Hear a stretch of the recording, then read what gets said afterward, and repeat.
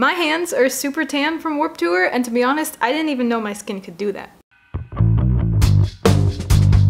Hello, hi, my name's Matt. Welcome to Mad Music. As most of you have probably heard and possibly have already cried about, Warped Tour is officially over. We kind of got the bonus year because they decided to do a 25th anniversary tour. They did kind of like a half festival, I think for Cleveland, I believe. And then they did a back-to-back date for New Jersey and then a back-to-back date in Mountain View, California that I went to. And I reasoned with myself if there was one concert I would spend buku money for, it would be Warped Tour this year, because once I saw the lineup of all the bands that I wanted to see, I was like, all these bands in one place, please let me get to this tour now.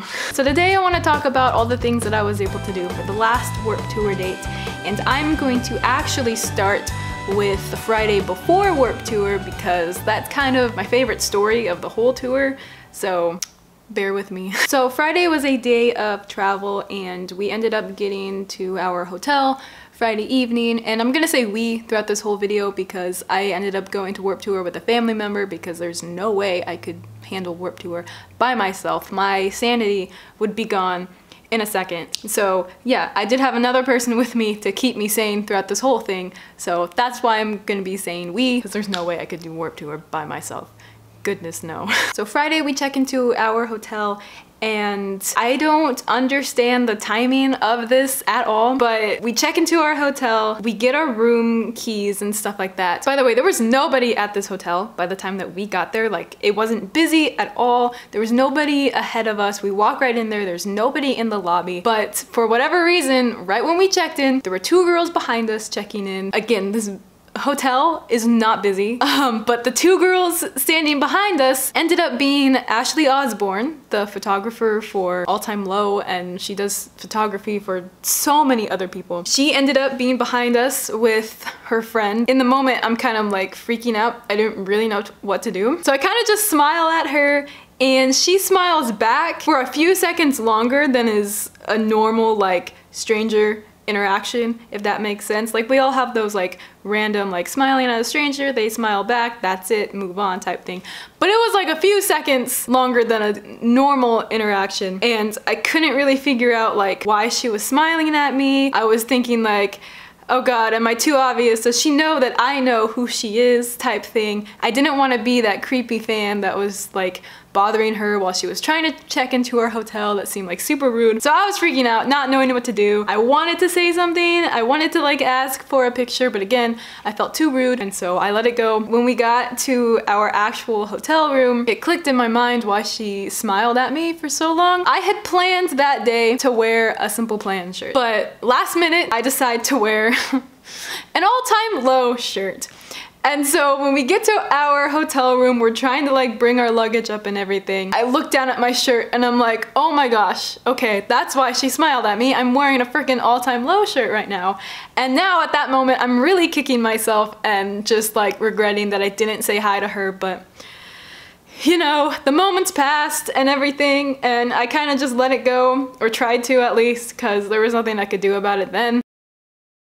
And now Saturday, right off the bat, it was busy. It was very busy. It was very chaotic. We headed over to the venue at like 9:40-ish. We ended up waiting in line at 10, which we were told that the venue doors did not open until 12. Surprising for us. I don't know why this happened. I don't know why they did this, because nowhere on Instagram were they advertising that the doors opened any other time besides 12. 12 was always the thing that we heard, was doors open at 12, you know? But we get in line at 10 and we only waited 45 minutes until the doors opened. The doors open at 10:45. They ended up letting people in early. Nothing started until 12. We ended up just walking around the venue, which was fortunate for us because we were able to get our bearings of the venue, figure out where everything was, because Warped Tour is very chaotic, especially if you don't know the venue. It's super confusing, and we had to like ask around to understand like what each stage represented. In past Warped Tours, they would have like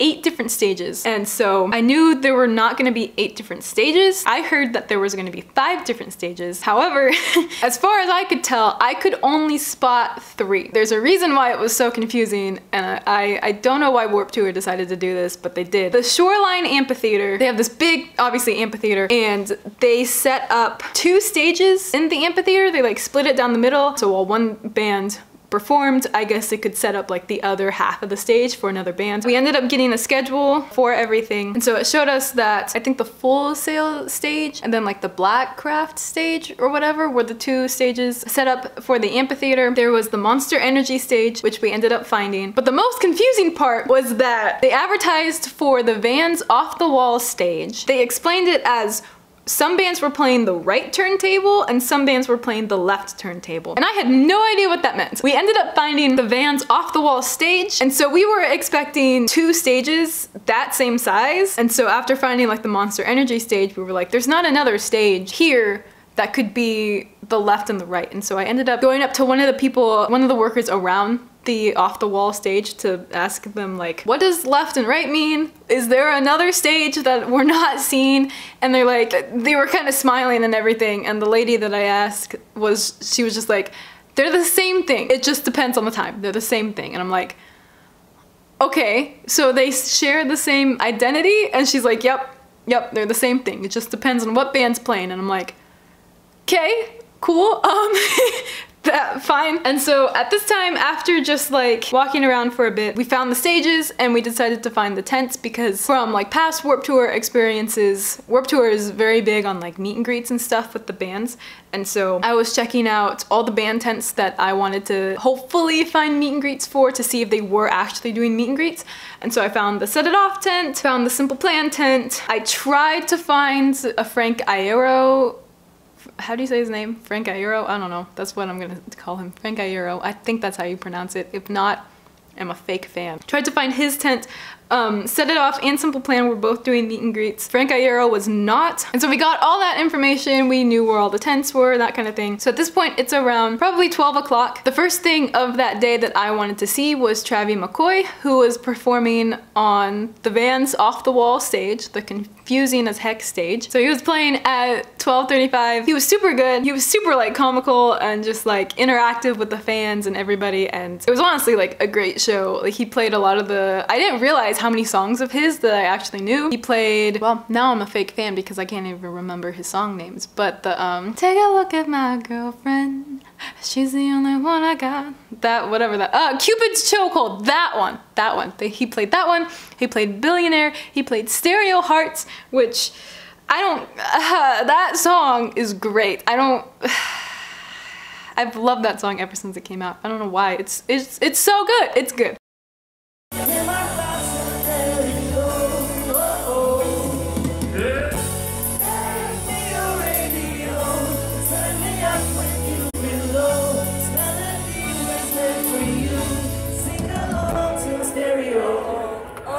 If I was just enough to touch you, would you blow me off and play me like everybody else? If I asked you to scratch my back, could you name his that? Let me forget, you can try me, I can handle that. He played that. He played a lot of other songs that I recognized, a lot of new songs he said. So yeah, overall it was a really good show. I enjoyed his set a lot. The confusing part, again, because the stage is so freaking confusing. Every band got a 40-minute set except for Bad Religion and The Offspring at the end of the day. They each got an hour, but every band got 40 minutes. And so Travie McCoy was done by 1:05. Hang on, that's only 30 minutes, okay. Something like that. He had a 40-minute set, I just don't, maybe he started at 12:25, I don't know. He did have 40 minutes though, I think. My credibility has just gone downhill very quickly. Basically my point is that his set ended at 1:05 and Frank Iero was supposed to be playing the same stage but at 1:10. And so normally with festivals and Warped Tour and all this kind of stuff, the band plays, and if another band is playing that same stage, it takes them like 20-30 minutes to set up for that next band. And Frank Iero and the Future Violence were playing literally 5 minutes later, and I had no idea like how they were gonna do that. And all of a sudden, after Travie McCoy leaves, his band leaves, everybody leaves the stage just starts like rotating. It rotates all the way around until you have this whole new setup. And then it finally made sense why they called it a right and left turntable. I have no idea why they weren't just honest with the fact that it was the same stage. I don't know why they had to call it a right and left turntable. Just call it the Vans Off the Wall stage. And within 5 minutes, Frank Iero and the Future Violence were playing. Their set, again, was great too. To be honest, I don't know a whole lot of their songs. I know his first album. I do not have his second album, Parachutes, but at Warped Tour I just bought his third album, Barriers. That was part of the reason why I was hoping he had a meet and greet, was because like I figured he was gonna sell his album there and I was hoping to like get it signed, that kind of thing. He didn't end up having a meet and greet, that's fine, but I was still able to get his album. He ended up closing with Joyriding, which is like my favorite of his, which I think is probably his most popular, probably why he closed with it, you know. Overall, it was a great performance. I really enjoyed it a lot. His set gets over at like 1:50 and we head to the Monster Energy stage to catch Set It Off, and I ended up getting there just in time. It was just in time. Like they were on within like the next 3 minutes that I stood in the crowd.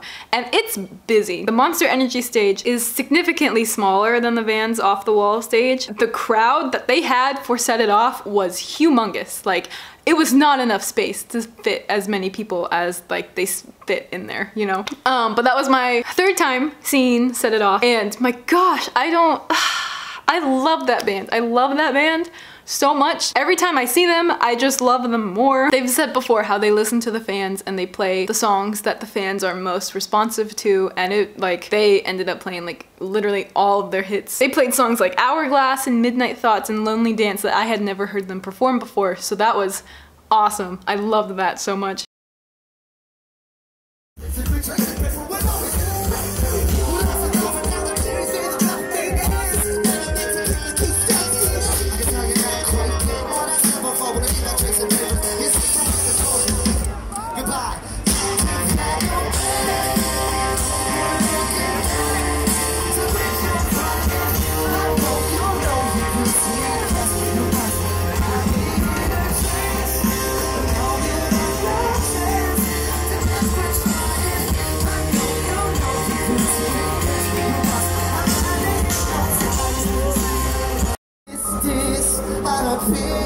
There's nobody but me here. The killer in the mirror.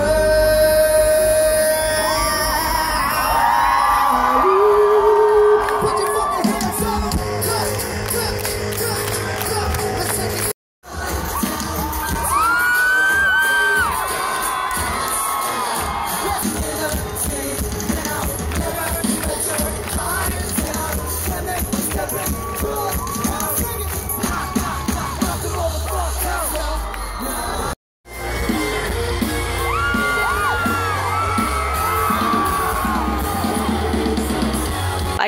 I cannot praise them anymore. You know, they're magnificent. I don't know, that's all I have to say about them. They were doing a meet and greet about 20 minutes after their set ended, and so I went to stand in the already very, very long line to meet them. This is the disappointing part, which I understand why they did it, but I kind of wish that they wouldn't do it this way. So like we were told that the band was not doing pictures, they were only doing signings so that they had time to meet as many fans as they could, which makes sense. I understand why they did it, because taking pictures takes a whole lot more of a time than just a signing. But I like having pictures, and so I was kind of disappointed. I really didn't have anything for them to sign, so I ended up just having them like sign. I got this free alt press Warped Tour like program. Basically, like at that point the only reason I stayed in line was so they could sign that, and that my family member that came with me was like off to the side taking pictures as I was meeting them. So I'm thankful to have those pictures, even though I wished that I had like actual pictures with the band members. The funniest thing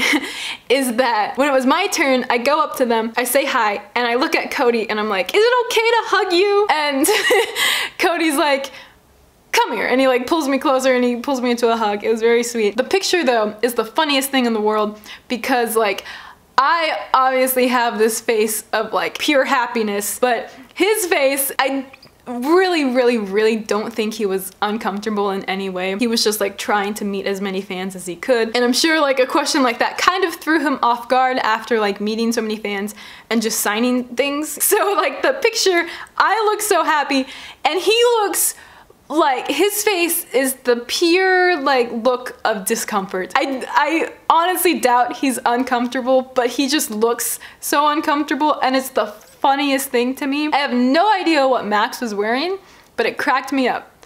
His sunglasses and his pigtails, like, you got style, boy. So right after that was the Simple Plan meet and greet, which first of all, their tent is right near like the porta potties. So it smelled great over there, obviously. And the line for Simple Plan was enormous. It was humongous. It was crazy. But so we ended up staying in that line for probably like over an hour. I don't know, I can't remember like what time we ended up getting out of that line. But the Simple Plan meet and greet was very fun. I enjoyed it a lot. It was my second time meeting them because I met them at last year's Warped Tour with my best friend Abby, which I made a video about. Oh my gosh, I'm an official YouTuber, like linking my previous videos. Aha! No. It was my second time meeting the band, but my first time meeting David, because the first time that I saw them, that was when David had just started going on break, and when I saw them at last year's Warped Tour, he was still on break, and so that was my third time seeing them perform, but my first time seeing them perform with David, which was special, and so it was special getting to meet them and getting to meet David finally after meeting them like at last year's Warped Tour. I ended up going up to them, and the way that it worked, like they were all gonna take a group picture, and basically you would hand your phone to Pierre, Pierre would hold it up, and you would all take like a group selfie and stuff. And so the funny thing was, so I asked Pierre before we took a picture if I could hug him, and he's like, oh yeah, sure. And so we take a picture, he hands me my phone back, I look at Sebastian next, and I'm like, I don't know. I'm sure they expect people to want to hug them, but I just like, as a courtesy thing, to just check with them first, like, is it okay if I hug you type thing. So I looked at Sebastian, I'm like, can I hug you? And he's like, yeah, of course, like nobody's hugged me today, nobody's wanted to hug me. And I thought that was funny. I look at Chuck and Jeff and check with them if I could hug them. I ended up giving them hugs. I ended up hugging David, and I looked at him and I was like, I'm sure you've heard this 1,000 times, but I'm glad that you're back. And he seemed to appreciate that. He said thank you, and like that meant a lot to be able to tell him that. So my Simple Plan meet and greet was one of my favorite moments. Probably my favorite moment of that day. It was very fun. I enjoyed it a lot. It meant a lot. Yay. And so after the Simple Plan meet and greet, we had like absolutely nothing to do until their performance at 7:10. And so we kind of just walked around. I think we ended up getting some food. We ended up just going back to the main stage, the off the wall confusing as heck stage. And we saw Goldfinger, which I had forgot John Feldman was in. I don't know why I forgot that, but I forgot that. And so we got to see them. They ended up playing the Friends theme song. I don't know why, but you know, it's fine.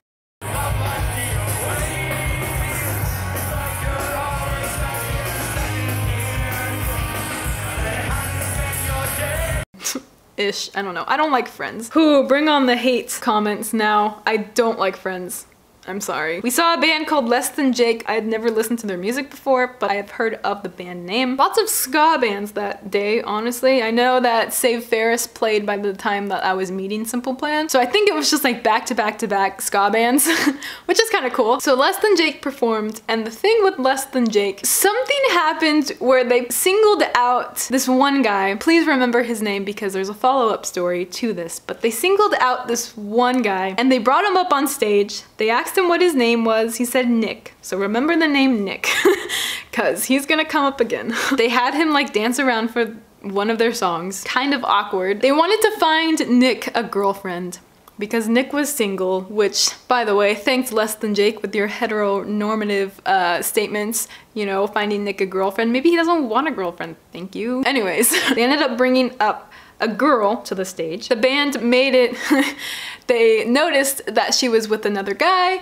They were like, "Is that your boyfriend?" She said yes, and they're like, "Wait a minute, you come up on stage knowing that Nick is looking for a girlfriend while you have a boyfriend." So that was already like an awkward situation, but Less Than Jake makes it worse, and they're like, "Okay, I'll give you the signal, but in this next song, you two are gonna make out on stage like crazy."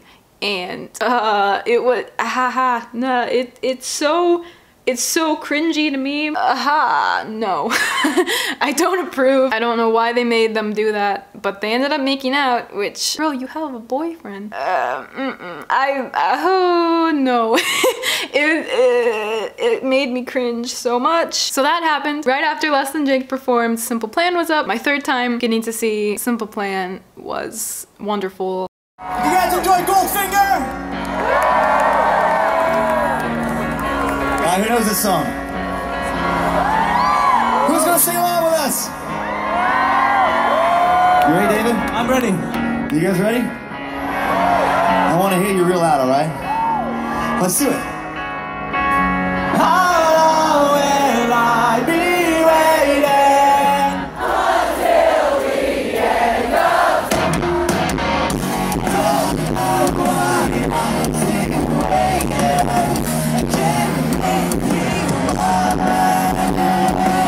They are great. I said that in the most monotone way you could possibly say anything. So here's the part of the story. I don't know why I did, I do know why I did this, but it takes a lot of explaining. Here's the thing. Maybe this will draw more hate comments, but I don't know who Bad Religion is. I don't know any of their songs. I don't know a single thing about their music. I really don't. And so I had an option. I had two choices. Here's my line of thought. So there was Bad Religion playing at 8, but there was also Silverstein playing at the Monster Energy stage, also at 8. My options were, I was already at this point like really close to the stage, because after any band performed, the crowd shifted a little bit, whether people were coming or going, and so like after Simple Plan played, I shifted my way through, and I was really up close to the stage for Bad Religion. I thought I either leave now and go watch Silverstein, who I do know, like I do know some of their music. I know I've heard them like on Spotify and stuff, and I like their sound a lot. I was pretty certain that I wanted to be close to the stage for The Offspring because they're one of those bands like the Red Hot Chili Peppers that I feel like you don't really know how many songs you know of their music until you like hear all of the songs that you know.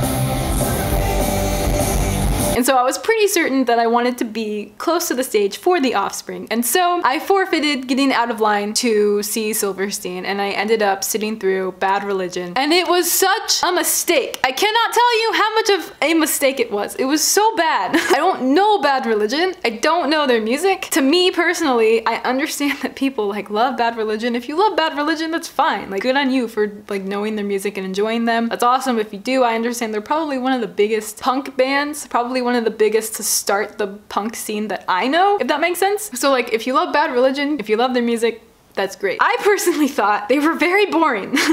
But again, I don't know anything about the band members. I don't know anything about them. I did not know a single song. I don't know why I stayed. I just figured that I wanted to be close for The Offspring, and so I sat through it even though like I did not enjoy a single thing about their set. And so here's the part that I'm really mad at myself for, because by the time that The Offspring come on, I could not hear very well. I had a really hard time seeing the stage, and at that point I wanted out. I wanted to like breathe a little bit. I did not want to be stuck in that crowd. And so I left, and that's why I'm mad at myself, because I sat through Bad Religion, which I did not enjoy because I was so sure that I wanted to see The Offspring up close, and I didn't end up staying for The Offspring, so I was mad. I watched The Offspring from afar, which they're good. Like, really did enjoy their set. They're super funny and interactive. Like, they were fun to see. So that concludes my Saturday of Warped Tour. On to Sunday. The thing that was so stressful was the fact that Andy Black was going to be having a meet and greet at the Hope for the Day tent. The way to ensure that you got a meet and greet was you had to be one of the first 100 people at the tent to get a VIP wristband, and then you would come back at like 4 o'clock that day for the meet and greet. Because Warped Tour is chaotic and I didn't quite remember where the Hope for the Day tent was, I like run around the venue looking for the Hope for the Day tent. When I see the tent, there's like nobody there. And so two thoughts were running through my mind. One, I was thinking, oh my gosh, am I actually lucky enough to get here early and like get a wristband? Or does everybody already know the VIP wristbands have been handed out and everybody's been turned away and everybody just knows that like it's too late? And I ended up realizing that there were 3 different meet and greet options. You could either meet Andy, you could meet Juliet Sims, or you could meet Youngblood. And so I get there. I'm fortunate enough to be one of the first 100 to the tent. I ended up getting a wristband, and I remember like stepping away from the tent, just like looking at it in awe, like, oh my gosh, I'm going to meet Andy Black, like, what? Yeah. At that point, I did the same thing as Saturday and just kind of like searched around the venue to look at where all the band tents were, to ask around if the bands were doing meet and greets or anything. I went to the Sleeping with Sirens tent, and the merch guy there said that Sleeping with Sirens was doing a meet and greet at 3:30 at the Journey's tent. I looked around that whole venue. I asked so many people where the Journey's tent was, and there was no Journey's tent. There's no Journey's tent at all. So I don't know what that merch guy was talking about, but there's no Journey's tent. The meet and greet ended up just being at the Sleeping with Sirens tent, but I will get to that later. I searched around and there was no Sum 41 tent, which this one kind of irritated me because I was hoping, like, they were advertising the day before. They did some other festival on that Saturday. They were selling their new album, Order in Decline, and they were advertising like, buy our new album and get it signed at whatever festival they were doing the day before. And so I thought, cool, they're probably gonna have a tent at Warped Tour and sell their new album, and then I can get it signed. Like, that to me is like the greatest thing. But they didn't end up having a tent of their own. They had merch there, but it wasn't their tent. They just had a tent that said official merch that they were selling Sum 41 things for. And they didn't even have their album there, which I was kind of disappointed about, but it's all good. It's okay. They did end up having multiple like record label tents there, and the Fearless record tent was selling CDs for $5, which honestly you cannot beat. You cannot beat that. And so I ended up getting the Pop Goes Punk CD, and I've been looking for Infamous by Motionless in White for so long, and this is the coolest CD I've seen. Like, it's completely red. The CD is so cool. I love that so much. It's all like, it looks so cracked and everything. That's the neatest thing to me. And then you have like the booklet that has shiny writing on it. And it's just, it's insane. I love this so much. And so at this point, it's almost 12 o'clock, and the first thing I wanted to see was Street Drum Corps. If you've watched my videos before, you know how much I love drums. So seeing them, they're like my favorite thing. They're so cool, and their performance was like, I can't even describe it. The thing though, before they performed, so everyone was sitting in the amphitheater, and you remember our friend Nick from the Less Than Jake performance. He was sitting in the amphitheater, and people started noticing. And so all of a sudden you hear people go, yeah, Nick! Nick, that's our guy! And people were just like cheering for him, and it was hilarious that people noticed he was there. So like now Nick is like a Warped Tour celebrity. I don't know what to say. During their performance, the Street Drum Corps ended up walking into the audience. They had like portable drums that they were playing and everything. And Frank Zummo, who is now the drummer for Sum 41, who is the reason why I found out about Street Drum Corps, ends up like standing right in front of me. And of course I'm freaking out. Yeah, that was insane. It was insane. It's about like 12:40 now, and I don't have anything that I want to see until 2, which was Dance Gavin Dance. I'm not super familiar with their music, but I do like their sound a lot, and so it was cool seeing them.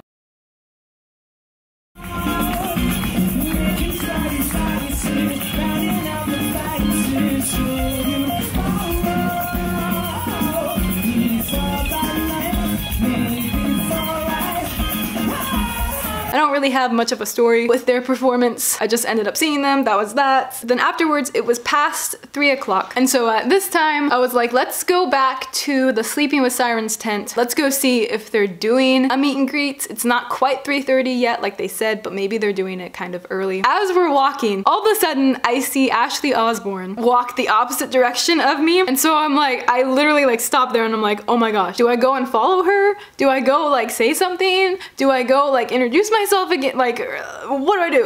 I like tap her on the shoulder. I think I started with like the most awkward thing possible and I'm like, I think we're staying at the same hotel. And I lead it with that, which is kind of creeperish, but you know. She's kind of like nodding her head and I'm like, I saw you check in and I didn't want to bug you, like because I knew you were busy. And she's like, oh no, you're never bugging me. Like I recognize you. I smiled at you because you were wearing an All-Time Low shirt. Of course, me on the inside, I'm just like, ah, God, she recognized me. Like, oh my God. Like inside me is just freaking out. So I ask for a photo. We take a photo. It's like the sweetest photo ever, if I do say so myself. I ended up posting it and not only was she nice enough to stop for me, she was nice enough to look at my photo and like my photo and nice enough to take the time out of her day to comment. She called me an angel. And so like, Ashley Osbourne is the nicest, sweetest, most talented person that I've met, and like that whole interaction is like my favorite part of Warped Tour, honestly. Like, it was great. And so after that whole encounter, we end up going to the Sleeping with Sirens tent. They were doing a meet and greet early. It was only Nick and Gabe, but I wasn't gonna complain, that's fine with me. I love both of them anyways. I end up meeting them. They're super sweet, they're super nice. Nick ended up noticing that on my phone,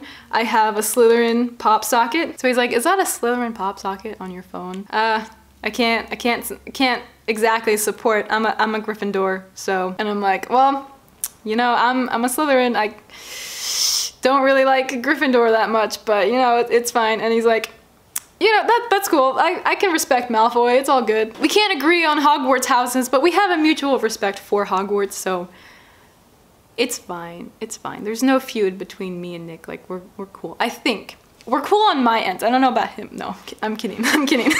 They are the sweetest, they're very nice. So at this time, it's about 3:45 and we go over to the Hope for the Day tent for the Andy Black meet and greet. There's a few girls in front of me who are all hanging out. 2 of them had meet and greets. 2 of them did not. And so the one girl was like upset that she didn't get a wristband, she came late. She had a t-shirt that she bought that she now wasn't able to get signed because she didn't get a wristband and everything. And so I'm like asking all of them, I'm like, do you know if it's just a signing? Do we get a picture too? Because I don't really have anything that I want him to sign. And they're like, no, we get a picture and 1 thing signed. And the girl who had the t-shirt, she like looks up at me and she's like, if you don't have anything that you want him to sign, can you like get my t-shirt signed?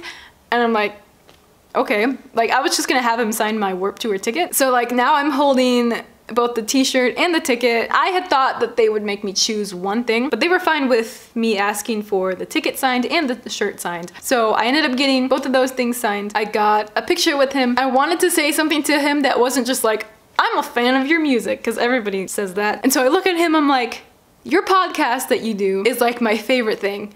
And I think I kind of got him off guard because he's like, oh, thank you. I don't think he was quite expecting that. So that made me happy, showing appreciation for something that he wasn't quite expecting. At this point, there's a crowd forming in front of the tent, just looking at the people meeting Andy. So the girl who gave me the shirt to sign was like standing in the crowd. And so I made my way to her and she's already crying. She's already bawling. She's like, this is like the only thing that I wanted out of Warped Tour. Like, thank you so much for this. And obviously, like, it wasn't inconvenient on my part. It didn't like hinder anything about the meet and greet. It was such a little thing for me to do, but such a big thing for her. Like, I'm glad that we were able to make that happen. So after the meet and greet, at this point, it's almost 5 o'clock. And the next thing that I had wanted to see were the All-American Rejects. They're hilarious. They're hilarious. I loved their whole set. I was kind of in the middle of the crowd, so I really couldn't see them too well. But I think the lead singer's name is Tyson. He was absolutely hysterical. He was making so many jokes. They opened with 1 song. I can't remember what they opened with. I think it was Swing Swing. They take a pause between songs and Tyson, like, he looked at the audience. He's like, we drove 1,869 miles to get here. The audience cheers and everything. And he's like, oh no, we didn't. We drove like 50 minutes. I'm just reading a sign. He ended up just being like a complete goof with everything. What, you want some of them tasty, tasty fucking hits? No, you guys are punk rock. You don't listen to the fucking radio. Chris, give me a little fucking taste. Don't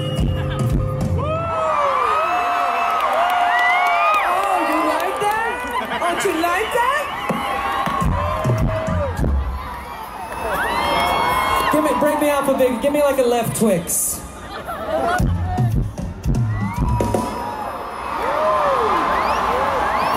What's the name of that song? What's the name of that song? Dabba dabba that song. Move along.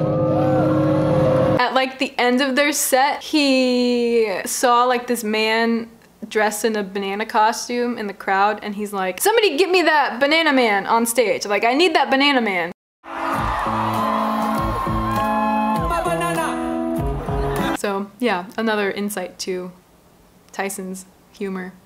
It was wonderful. After that, people kind of dissipated, and so I wiggled my way closer to the stage because this was the moment that I had been waiting for all Warped Tour. Sum 41 was about to come on. I was kind of upset because Sum 41 and Sleeping with Sirens were playing at the same exact time, but I was not gonna give up Sum 41 for anything. Oh my gosh, I love them, I love them. And here's the thing with me getting close to the stage, I don't care about being at the barricade for any concert. It's not like an entitlement thing for me. There's a certain level of closeness to the stage that I do care about being. So like, obviously you can be far away from the stage and be able to see the members, and like the farther you are from the stage, the more spread out people are, and so there's not gonna be somebody directly in front of you like blocking your view. But then you're so far away from the stage that you can't really see the band members like interact with the audience. You can't see their facial expressions, you can't see anything like that. So I like being close enough to the stage where I can see them interact and see their faces and everything. And so that's why I like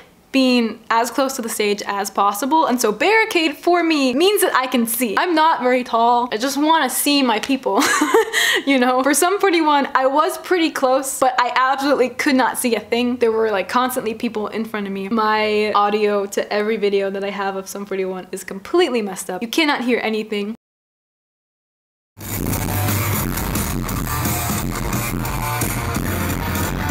I could not see a thing. I could hear their set, but it was a struggle to see anything. I still got to see one of my favorite bands ever. I'm not complaining, but it was a struggle. I could not see anything. They played Over My Head. They played Still Waiting, which I can't, oh my God. I love Still Waiting so much. My favorite song of theirs ever. They're amazing live. They're so good. They're so good. Derek's voice,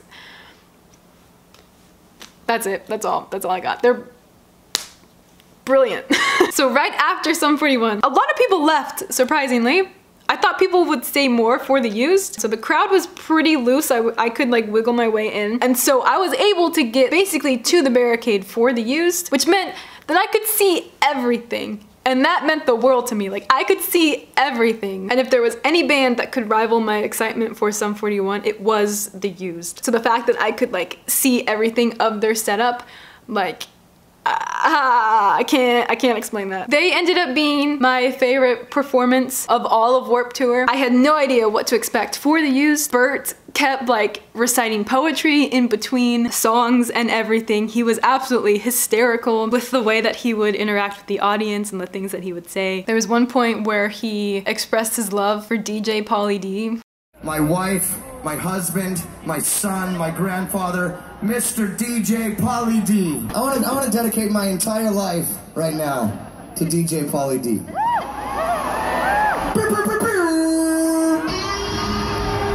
Everybody together. Maybe after me, that would be better. You guys are awesome. There's one point where he just flat out doesn't believe that it's the last Warped Tour. Oh my God, it's so good to be here. It's so good to see you. Thank you so much for coming to the very last Warped Tour. We'll see you on the Warped Tour 2020. There's another part where he talks about the Red Hot Chili Peppers. I'm pretty sure there's some punk rock bands up next. Up next is the Red Hot Chili Peppers. Are you booing the Red Hot Chili Peppers right now? I'm gonna give me good times with my good friends. I'm a good line. They play a cover of Wonderwall.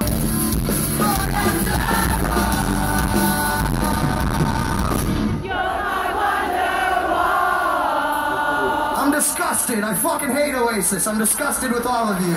He's just absolutely hysterical. There was another part where he would yell and he would have the audience yell, and he would basically like tell the audience when to yell and when to be quiet, and he was just like conducting the whole crowd like crazy. It was phenomenal. It was so funny. Their set list was absolutely gorgeous. I wrote down all the songs that they played. They opened with Take It Away, The Bird and the Worm, Listening, All I've Got, Taste of Ink, I Caught Fire, The Wonderwall as a Joke cover, Buried Myself Alive, Blood on My Hands, Pretty Handsome Awkward. At the end, Bert is like, this is the best song ever made. Good night. And they start playing Smells Like Teen Spirit, but then they switch it to Box Full of Sharp Objects, and like, I lost it. I lost it most of all at Blood on My Hands, because I hope to like never forget how I felt when they first played like that riff and just the entire song. Like, I went crazy. I kept jumping for the chorus. Like, I'm sure everybody around me was just pissed off at like how much I was moving, but hearing that song live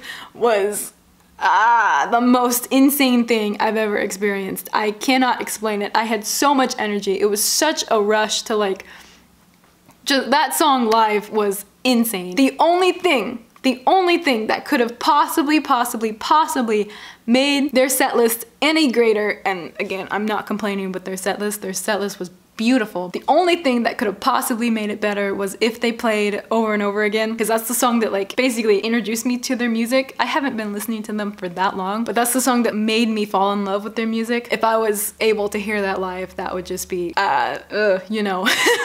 If I heard that song live, oh my gosh, I don't think anything could really top that. And the craziest thing about after they performed is that, so Jawbreaker and then NoFX were playing like right after them, and to be honest, I'm not very familiar with those bands. I don't really know how popular they are, but after The Used played, I figured that it would be a struggle to get out of that crowd. I figured everybody would just rush to the stage more for Jawbreaker. The crowd completely dissipated. It was abandoned, like nobody was there. Everyone just like went away. So like after The Used, everyone was just kind of done. And so getting out of that crowd was like the easiest thing of that whole show. And so after that, we didn't end up staying for Jawbreaker or NoFX. We closed the night with seeing Andy Black perform at the Monster Energy stage, and this was even more packed than Set It Off was.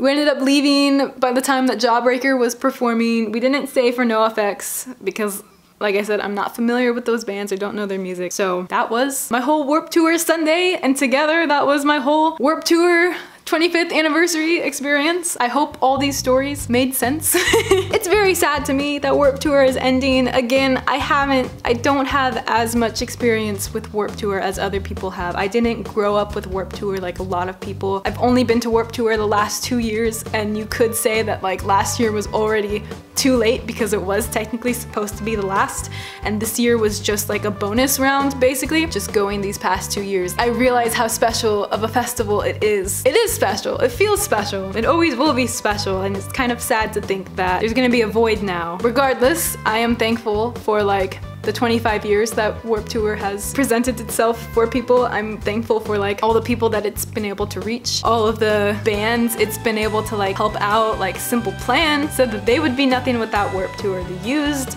said that they would be nothing without Warped Tour. Andy Black said that he would not be who he was without Warped Tour. It's been monumental for so many people, and it's sad that it's gonna leave a void now, but like I'm thankful for all the years it's provided with this fabulous festival, you know? It really is a special thing, and it very much feels like a special thing regardless of how many times you've been to it. And I'm just simply like very thankful for it. I keep saying that, but you know, it's true.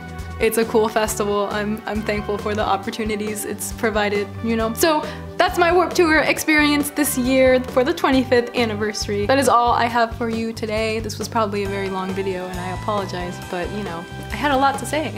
So stay warped, you little rejects. Bye bye. That's the meanest thing I've ever called you, but that's all I got.